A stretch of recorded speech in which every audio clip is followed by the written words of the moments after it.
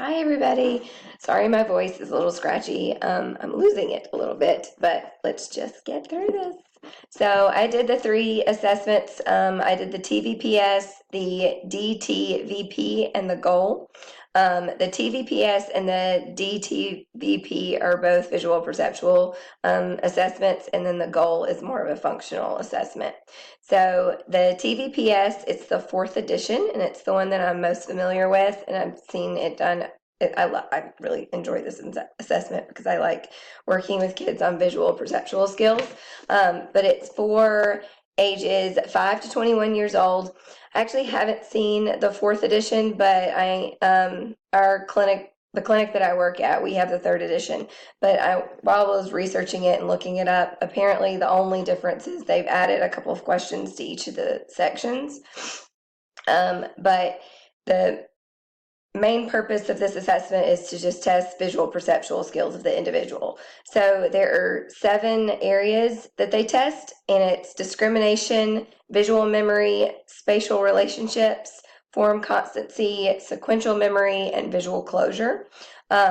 The actual assessment is not timed, but there are 2 sections where there is a time limit. So the visual memory and sequential memory sections, the child is only able to see the picture for 5 seconds, and then the page is turned, and then they have to answer the question.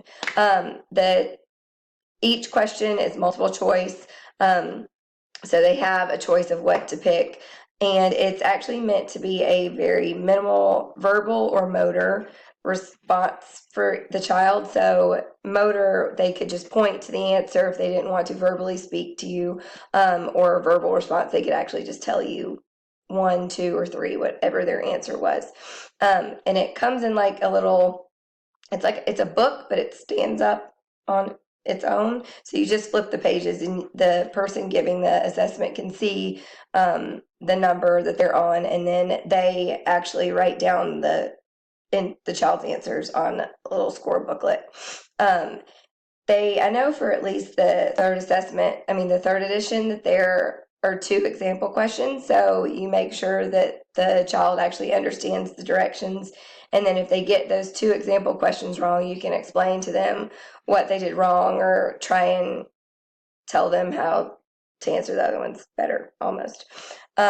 Because it is a standardized test, you can only say so much, but at least you have those 2 example questions to see if they understand what you're saying. And then on the back, you can actually write some comments and after the assessment's done.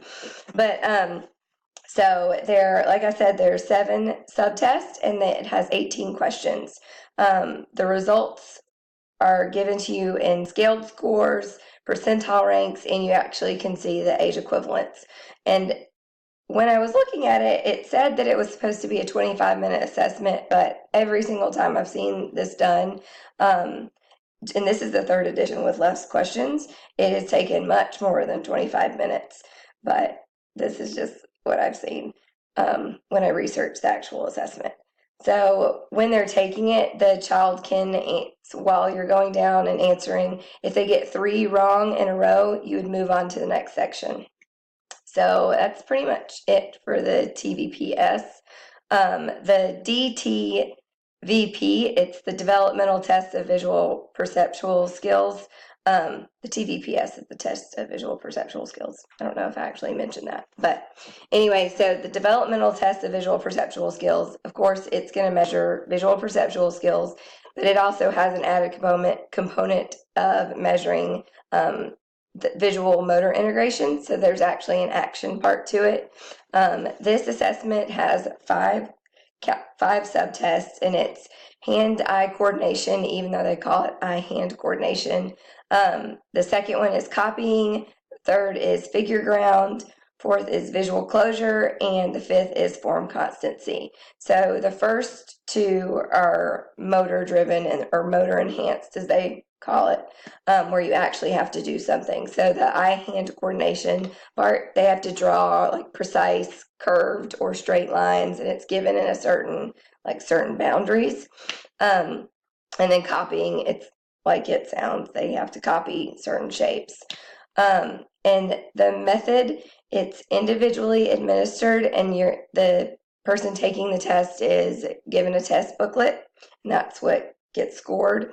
And then the scoring, it's subtests are scored to combine 3 different composite scores. So the first one is a motor reduced visual perceptual score, and that's where they don't really have to do the actual action parts. They don't have to do anything. There's just, they answer the questions based on the pictures. The second composite score is a visual motor integration, and that was the motor driven and motor enhanced assessment. And then the third is general visual perceptual, and that's both of those 2 scores, motor reduced and motor enhanced combined. And this says it's a 30-minute assessment. I've never seen this one done, so I'm not sure if that is accurate or not. And I can't remember if I said the ages, but it's for ages 4 through 12. Okay, so the final assessment is the goal. Our clinic actually just got this one, and we've had some pretty positive feedback from it. But this one is a goal-oriented assessment of life skills. It's meant to measure the functional, fine, and gross motor skills of an individual. So it's for ages 7 to 17 years old, and it's presented in a way that's more fun and it's motivating for the individual taking the test. So it doesn't really necessarily feel like they're getting an evaluation. And it's presented with 7 tasks.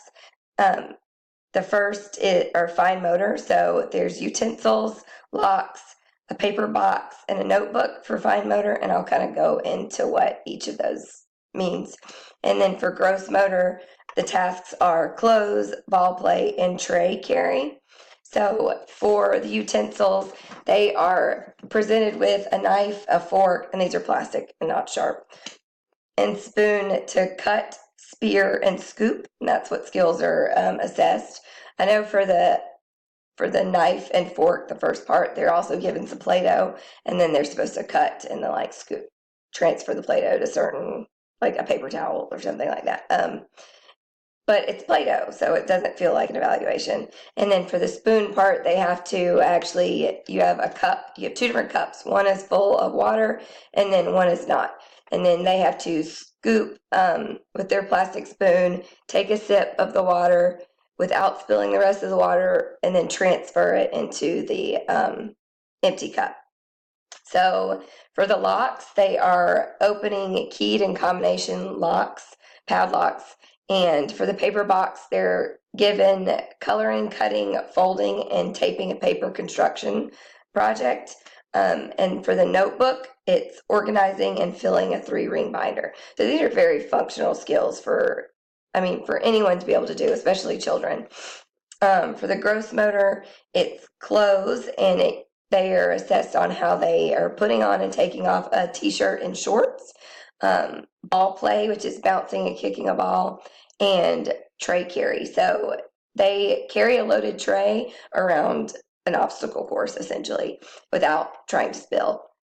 So a lot of these assessments, they are timed, but they say in the beginning that it's more important that you do the task the right way instead of how fast you're actually doing it. So there's a little time pressure, but it's not the most significant part.